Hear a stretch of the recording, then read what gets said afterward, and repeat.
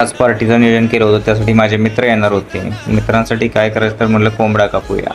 हा बघा कोंबड्याला कापून आम्ही असा जाळावर चांगला भाजून नंतर त्याला आम्ही त्याची साफसफाई करून घेतली.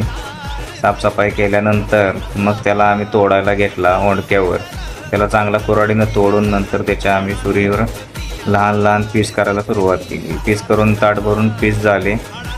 त्यानंतर आम्ही त्याला वाफलायला घेतला पण आमचं कुकर त्याला कमीच पडायला लागलं, कारण मटणच एवढं होतं की कुकरमध्ये बसतच नव्हतं. कसं आम्ही त्या कुकरमध्ये ते मटण बसवलं आणि नंतर त्याला वाफवल्यानंतर बघा त्याचं